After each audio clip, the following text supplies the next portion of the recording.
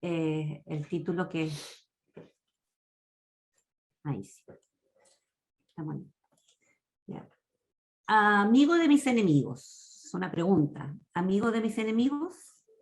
Y yo quiero que, bueno, nosotros cuando estamos en párvulo trabajando comprensión lectora, cuando son muy pequeñitos les mostramos la imagen del cuento y a través de la imagen o del título del cuento les solicitamos a ellos que piensen de qué podría tratarse el cuento o el relato que vamos a hacer.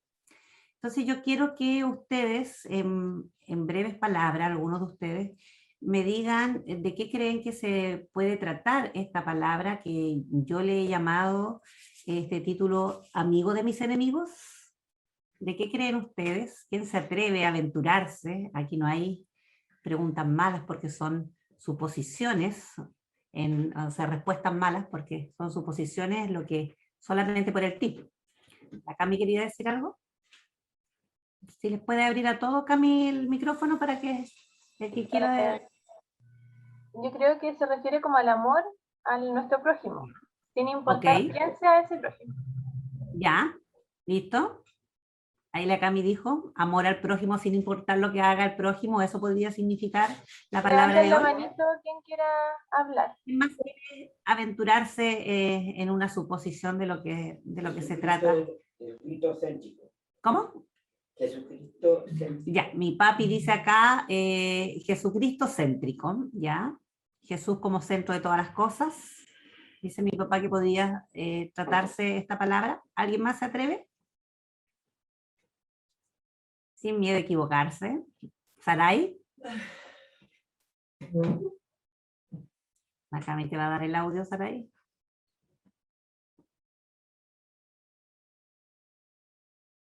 ¿Están pegados estos chiquillos? No, sobre el perdón, yo creo. Ya, sobre el perdón, ok. ¿Alguien más?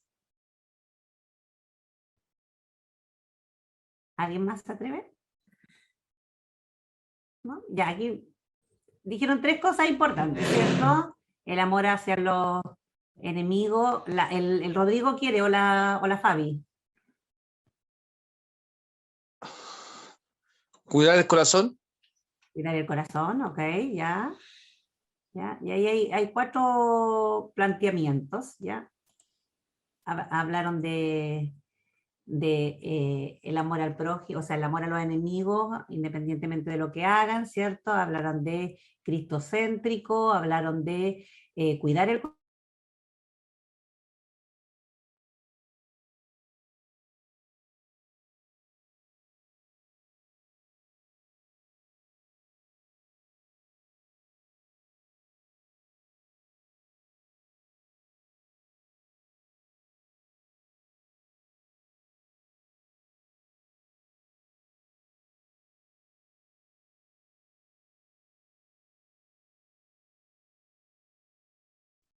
Ya.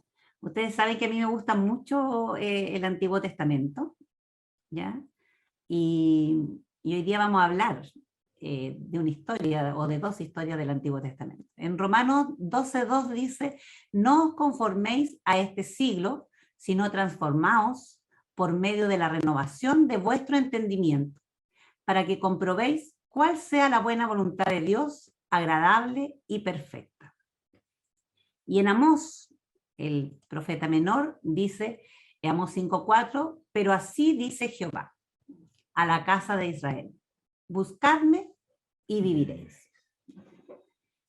Hoy día vamos a ver un versus, tribu de Dan, o toda la tribu de Israel, versus con los filisteos, ¿ya? En conflicto con los filisteos.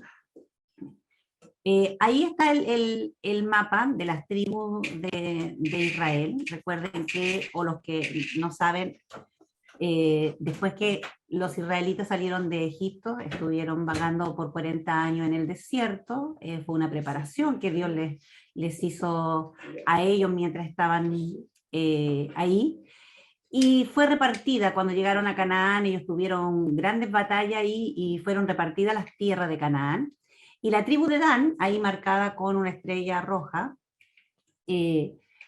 se le entregó el territorio de donde estaban los filisteos, pero sin embargo ellos se pusieron ahí en el valle de Crón, ¿ya? Había un lugar, ese que yo marqué ahí en rojo, que era una planicie, no era planicie costera, sino que estaba entre la costa y las montañas de Judá, llamada Cefela, ¿ya? Y es importante porque ahí en la Cefela había una ciudad llamada Bet-Semes, y en Bet-Semes era como el punto de observación hacia la costa y hacia las montañas, y ahí podía ver la gente de la costa, en este caso los filisteos, quien descendía, y en caso contrario, los de Judá o los de Israel, Efraín, podían ver quienes venían subiendo para ver si eran atacados. O sea, era una ciudad estratégica. La Cefela era parte importante de esto porque ahí estaban las tierras cultivables también, ¿ya? Entonces, cuando ellos fueron a tomar la tierra de Israel, la tierra de Canaán, Dios les dio un mandamiento, mandó expulsar a todos los habitantes de Canaán. ¿Ya? Recuerden ustedes cuando cruzaron el río Jordán, ¿cierto? Y lo primero que atacaron fue ahí Jericó. Él les dijo, no tomen nada, ¿cierto? Y fueron así conquistando ciudades. Y se los dijo, ahí como decía, que tenían que expulsar a todos los habitantes. No era por hacer guerra o por matar, sino que era porque Dios no quería que su pueblo se corrompiera con las costumbres que tenían los habitantes de aquellos lugares. Bueno, ¿qué sabemos de la tribu de Dan? ¿O qué dato importante para la predicación del día de hoy tiene la tribu de Dan? Primero que fue originada por Dan, que era el quinto hijo de Jacob, de ahí viene su nombre. Era una de las tribus más pequeñas. Esta tribu sirvió de retaguardia, iba al final, durante el éxodo, para proteger al resto de las tribus. Eso está en Números 10:25. Se le dio una zona fértil ubicada entre Judá y el mar Mediterráneo, ahí donde vimos en el mapa, que estaba ocupada por los filisteos. Eso aparece en Josué, en el libro de Josué. Esta tribu de Dan destruyó, sin la orden de Dios, la pacífica ciudad de Lais. Lais era una ciudad de pocas personas, gente pacífica, gente que no atacaba a otros, que vivían tranquilamente, y ellos fueron y cometieron una gran atrocidad y se robaron del sacerdote Micaías, que había hecho unos dioses, se robaron los dioses, los llevaron, destruyeron esta pacífica ciudad, algo que Dios no se los había dicho, ¿ya? Y también fracasaron en su deber de conquistar la tierra que poseían los filisteos, ¿cierto? Y ahí la pregunta es, ¿no pudieron conquistar esa tierra o no quisieron conquistar esa tierra? ¿Ya? En contraste con los filisteos, ¿qué sabemos de los filisteos? ¿Qué se sabe hasta ahora sobre ellos? ¿Ya? Ellos eran provenientes de los pueblos del mar Egeo, del lado de Grecia. De allá venían en naves, hubo una gran migración en esa época del hierro, ¿ya? Y se establecieron en la llanura costera de Canaán, y se llamaron los filisteos, y estuvieron ahí en esa parte, en la llanura costera. Lo que más conocemos nosotros por la historia bíblica, y que siempre sale y que siempre se cuenta en la historia bíblica de los niños, son David y Goliat, ¿ya? Ellos tenían tres dioses principales, ¿cierto? Dagón, el dios Baal, y la diosa Astarte.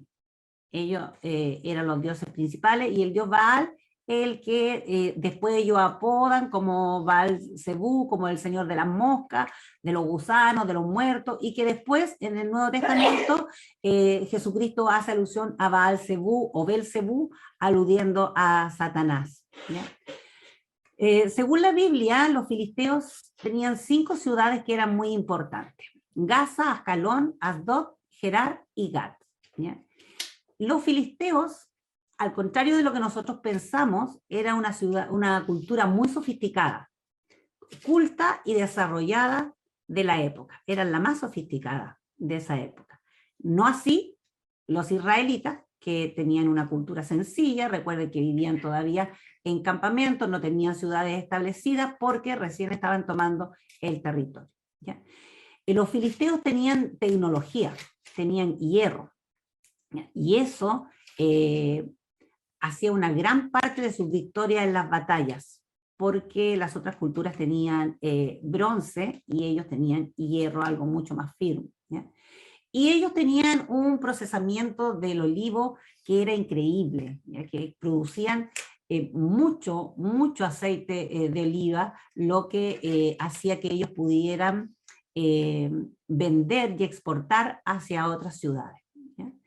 Y en el Antiguo Testamento se ven como los principales enemigos de Israel, ¿ya? En la Biblia se hace alusión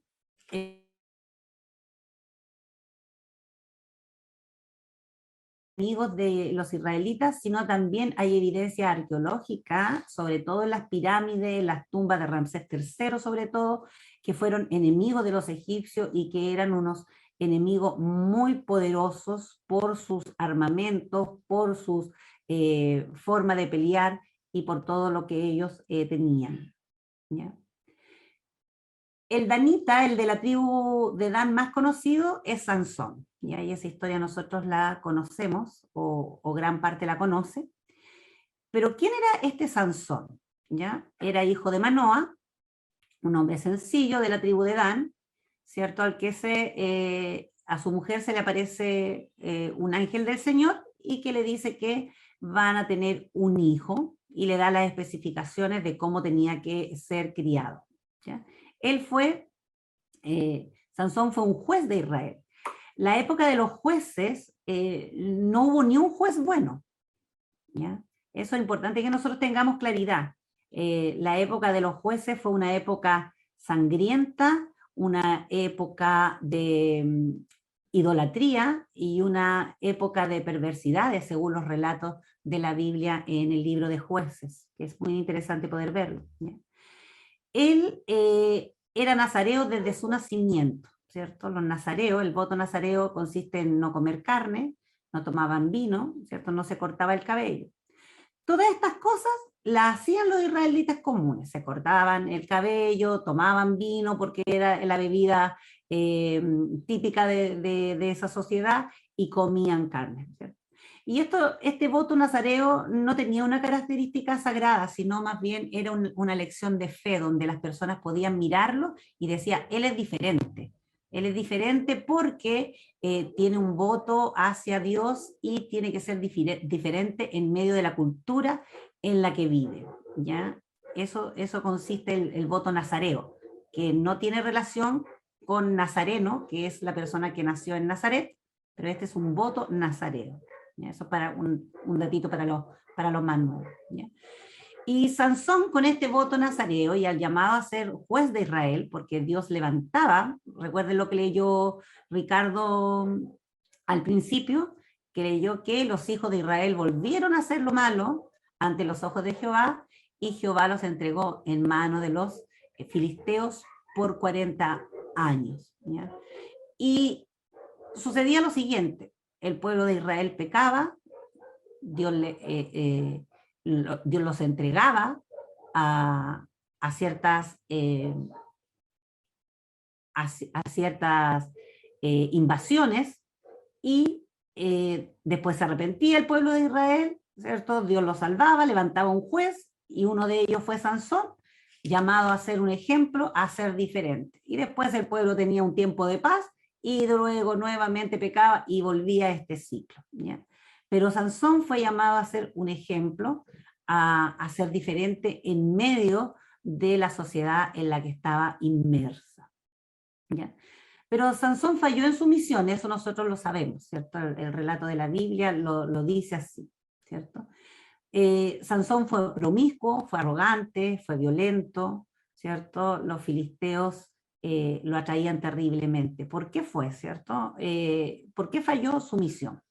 Primeramente rompió su voto nazareo, ¿cierto? Tocó algo muerto, bebió vino, ¿cierto? Entonces, y finalmente le cortaron el cabello por ser arrogante. Entonces rompió su voto nazareo, ¿ya? Y no fue particularmente efectivo en su llamado porque se sentía inmensamente atraído a la cultura filistea. Los israelitas eran la gente sencilla, recordemos eso, ¿ya? Y los filisteos eran la población sofisticada, era una sociedad preparada, avanzada de la época. Y sin embargo los israelitas eran gente sencilla que no lo tenían todo, que vivían en campamentos. Entonces esto se sentía inmensamente atraído hacia la cultura filistea, a la cual él como juez de Israel había sido llamado a contraponerse, a hacerles guerra, a no ceder ante lo que ellos tenían u ofrecían, ¿cierto? Pero él terminó siendo alguien que participaba, y esto es muy importante que pongamos atención, hermano, que participaba de la escala de valores de los filisteos, y no en la escala de valores de Dios. Aquí tenemos dos términos que son muy importantes para la actualidad. Escala de valores que hay en la sociedad hoy en día y la escala de valores que Dios tiene para su pueblo, en este caso somos nosotros, que están en su palabra, ¿cierto? La atracción de los israelitas en general hacia los filisteos les creó problemas tremendos. Por eso estuvieron tanto tiempo subyugados a ellos y tanto tiempo que tuvieron guerra contra ellos. Pero era porque ellos, los israelitas, en este caso Sansón, se sentía particularmente, inmensamente atraído a la cultura. Y eso lo vemos continuamente en el libro de Jueces, desde el capítulo 13 en adelante, donde empieza el relato de Sansón, donde él dice que bajaba continuamente a Timnán, ¿ya? A una de las ciudades filisteas, ¿ya? Acá también hay otro mal ejemplo, que si bien es levita, pero también es israelita. Entonces pongamos atención a este sacerdote Elí. El pueblo de Israel estaba en guerra con los filisteos y estaban ellos en una batalla, y ellos estaban apartados de Dios. Como siempre yo les dije, esto era como un círculo vicioso, se apartaban de Dios, entonces iban perdiendo contra los filisteos. Entonces a alguien se le ocurrió decir, ¿por qué no vamos a buscar el arca de Dios y la traemos aquí para ver si Dios nos ayuda? ¿Ya? Y entonces van a buscar el arca, ahí en 1 Samuel 4, 10, 11, dice así: pelearon pues los filisteos e Israel fue vencido, y huyeron cada cual a sus tiendas, y fue hecha muy grande mortandad, pues cayeron de Israel 30,000 hombres a pie. Y el arca de Dios fue tomada, y muertos los hijos de Elí, Ofnis y Finés. Entonces aquí vemos que una decisión apurada, una decisión de último momento, acudir a Dios en un último momento, ¿cierto? Porque ellos eran, el pueblo de Israel en esos momentos estaba apartado de Dios, estaba dado a la idolatría, pero aquí como se vieron en esta batalla grandemente derrotados, dijeron, traigamos el arca de Dios, ahí está la presencia de Dios, traigámosla, ¿para qué? Para que Él nos ayude. Pero el sacerdote Elí dio la autorización, se llevaron el arca, pero igual ellos cayeron derrotados frente a esto, ¿cierto? Y después vemos en el relato de 1 Samuel del 5, 6 y 7 que el arca de Dios les trae plaga a los filisteos, ¿cierto? Plaga de ratones, plaga de pestes, y también que el dios Dagón se cayó, se quebró los brazos delante y se descabezó delante del arca de Dios, ¿cierto? Y dice, y se agravó la mano de Jehová sobre los de Asdod, que era una ciudad de los filisteos, y los destruyó y los hirió con tumores en Asdod y en todo su territorio. Y viendo esto, los de Asdod dijeron, no quede con nosotros el arca del Dios de Israel, porque su mano es dura sobre nosotros y sobre nuestro Dios Dagón. Entonces, ellos consultan ahí, los filisteos consultan a sus hechiceros, a sus sacerdotes, qué es lo que debían hacer, y ellos les dicen que devuelvan el arca, pero que no la devuelvan solo, sino que lleven también una recompensa. Y ahí forman un carro, ponen 2 vacas adelante y las envían solas. Y el arca vuelve sola hacia los del pueblo de Israel. Y dice, y pusieron el arca de Jehová sobre el carro y la caja con los ratones de oro y las figuras de los tumores, que eran de oro, ese era el presente que llevaban, y las vacas se encaminaron por el camino de Bet-Semes, que era lo que dijimos, la ciudad que quedaba en la Cefela, ¿cierto? Y seguían camino recto, andando y bramando, sin apartarse ni a derecha ni a izquierda. Y los príncipes filisteos, que eran los 5, uno por cada ciudad, fueron tras ella hasta el límite de Bet-Semes. Y los de Bet-Semes segaban el trigo en el valle, y alzando los ojos vieron el arca y se regocijaron cuando la vieron. Ahí vemos, ¿cierto?, que una mala decisión, que el acudir a Dios en el último momento, tampoco fue beneficioso por ellos. Entonces tenemos el ejemplo de un hombre, ¿cierto?, por un lado, Sansón, que gustaba, que se sentía muy atraído por la cultura filistea, por las costumbres filisteas y por todo lo que eso significaba, por todo el adelanto que ellos tenían, se sentía terriblemente atraído hacia ellos. Y tenemos el caso de estos otros hombres que estaban apartados de Dios, haciendo lo malo ante los ojos de Jehová, pero en el último momento, donde ven que ya estaban desfalleciendo en la batalla, se acuerdan de que tienen un Dios todopoderoso, y ahí acuden a él, pero se ven igual derrotados, ¿cierto?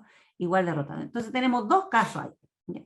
Y aquí yo les tengo una imagen, ¿cierto?, donde que el pueblo de Israel, lo que yo les comentaba hace un rato, pecaba, ¿cierto? Dios los oprimía, ya sea con cualquiera de las culturas cercanas a ellos, de las ciudades cercanas.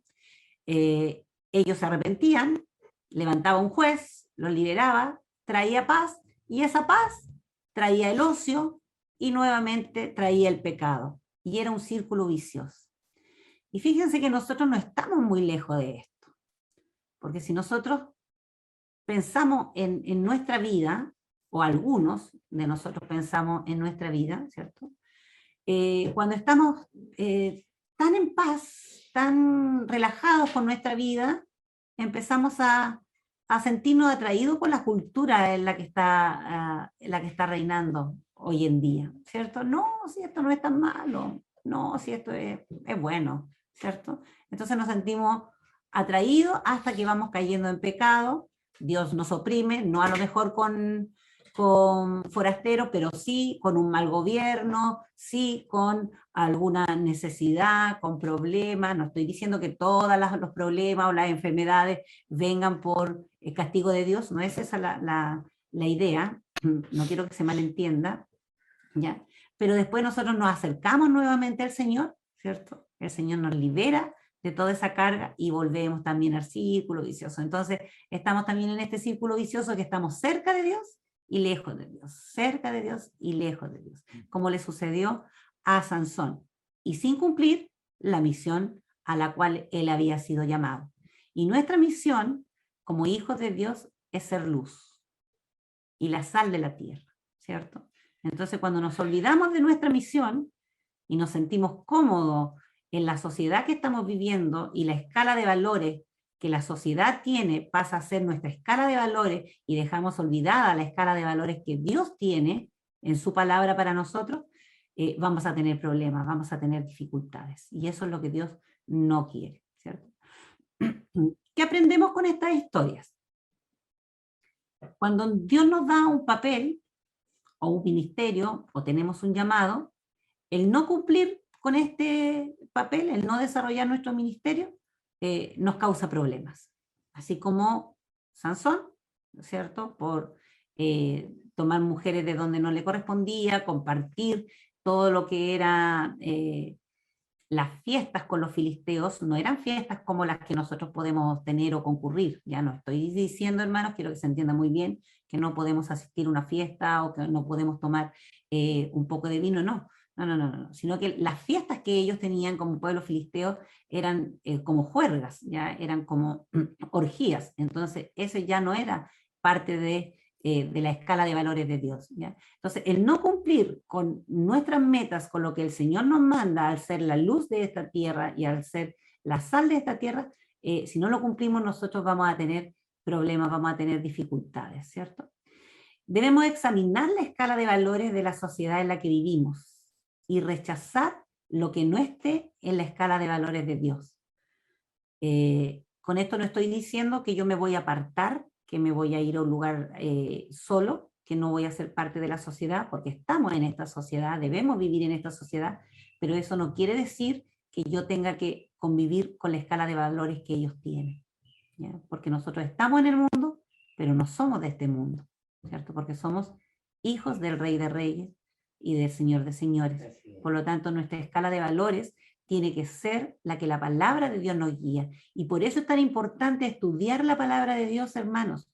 No quedarnos con lo que se nos predica o con el audio que escuchamos de internet de alguna predicación, porque recuerden, hace tiempo atrás también aprendimos sobre que la escala de valores de la iglesia también está bastante desacreditada. Por lo tanto, yo no me puedo conformar a lo que me dicen en una predicación, sino que yo tengo que indagar, yo tengo que buscar, yo tengo que leer la palabra del Señor para que claramente me pueda ser revelado a mí o a usted la escala de valores de Dios, ¿ya? Y la escala de valores de Dios no tiene que ver con tomar vino, con bailar o con fumar, como antiguamente se nos enseñaba en las iglesias.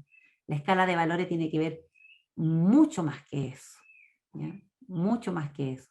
Tiene que ver con amar al prójimo, con ser empático, con ser perdonador, como alguna de las cosas, con fijarnos en el modelo de Cristo y muchas otras cosas más, ¿ya?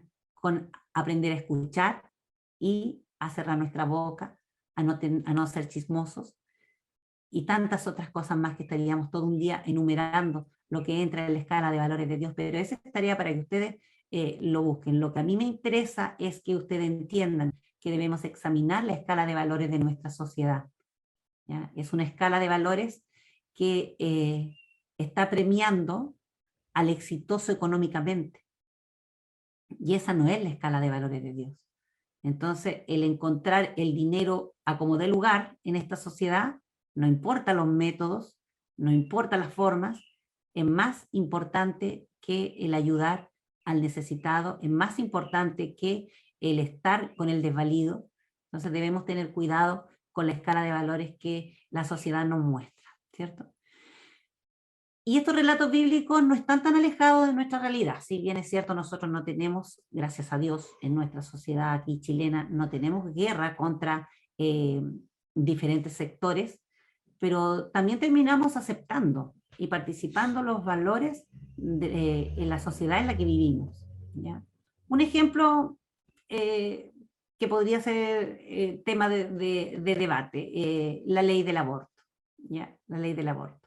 Entonces, podemos justificar, podemos decir, no, el Señor dice no, no debemos matar, eso va contra los valores de Dios. Pero otro podría argumentar, decir, sí, pero los abortos se siguen haciendo, entonces, ¿qué es mejor? ¿Que la mujer se lo haga en un lugar con seguridad o que se muera el bebé y que se muera la madre además? Entonces, entramos ahí a participar en una escala de valores, por dar un ejemplo solamente, ¿ya? Otra cosa que aprendemos con la historia de Elí es no buscar a Dios solo cuando estamos en problemas. El buscar a Dios tiene que ser una relación diaria con Él, ¿cierto? Así como usted habla con su familia a diario, como usted busca a sus amigos a diario, se cuenta las cosas con sus amigos, con sus más cercanos a diario, la relación con el Señor también tiene que ser a diario, ¿cierto? Entonces eso es importante, no buscarlo solo en los momentos de aflicción. ¿Ya? Utilizar a Dios en última instancia no va a dar resultado. así como Sansón le pidió a Dios que le diera la fuerza cuando le habían sacado los ojos, ¿cierto?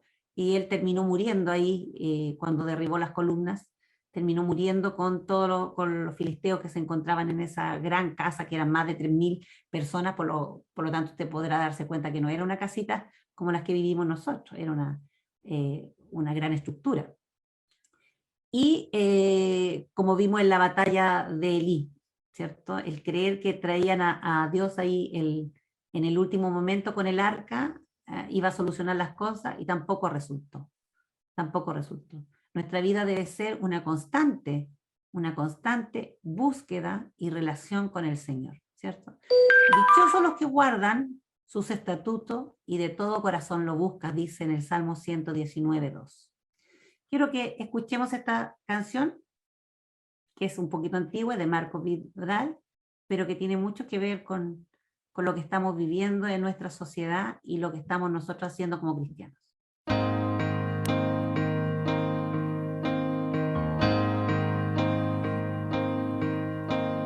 Cada vez más violencia,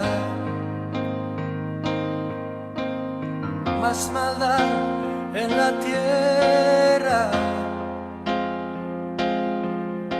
Parece que el amor ha muerto y la locura reina sobre la humanidad.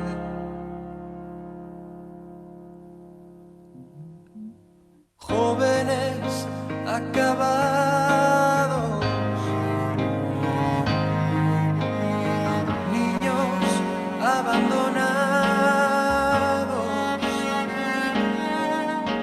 a precio de placer y decidiendo solo el interés.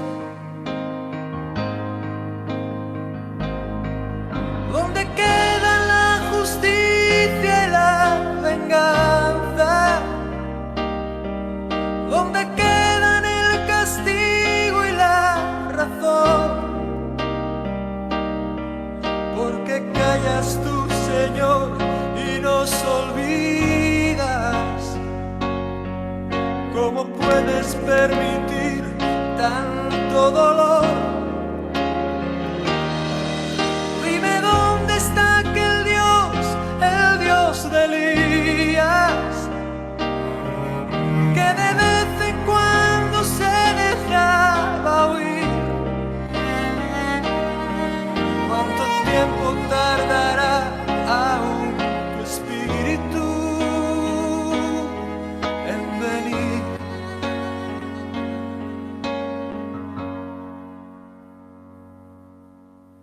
Necios como niños,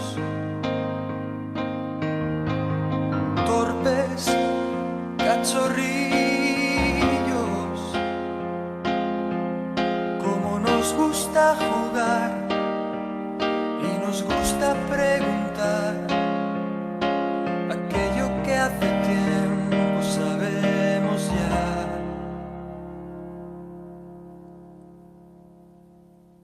Dios aún sigue hablando,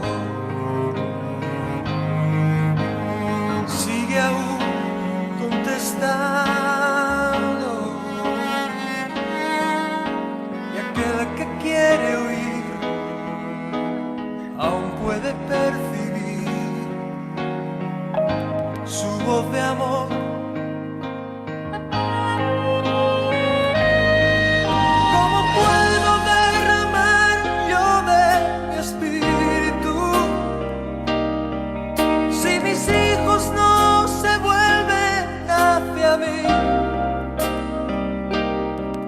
Ahora ciñete como un varón valiente. Yo hablaré y tú me contestarás a mí. ¿Dónde están aquellos hombres como Elías, que dejaron todo por seguirme a mí? Que rompieron compromiso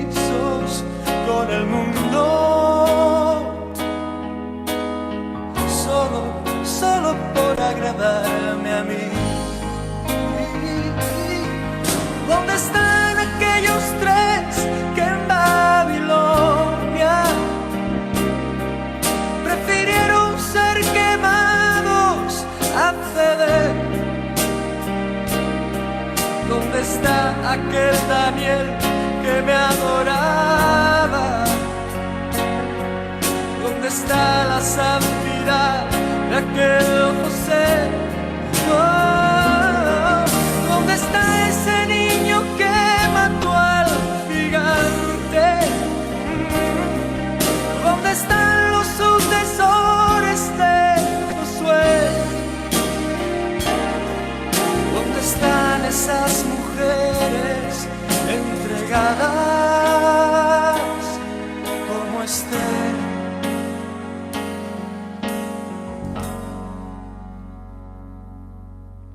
Jóvenes acabados, niños abandonados, a precio de placer, y pagan inocentes los errores de otros en el ayer.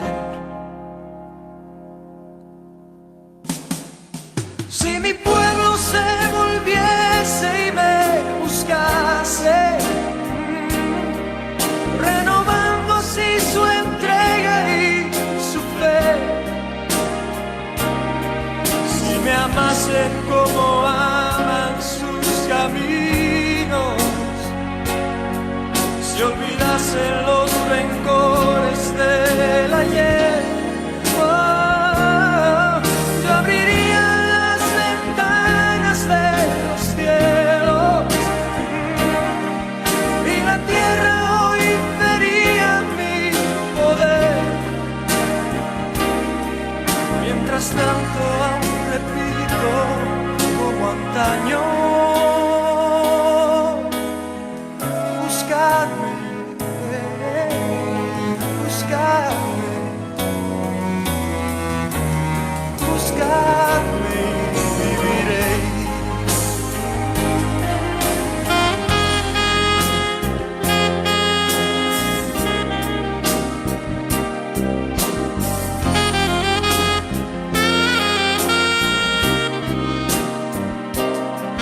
Mientras tanto aún repito como antaño: buscadme, buscadme, oh, buscadme y viviréis.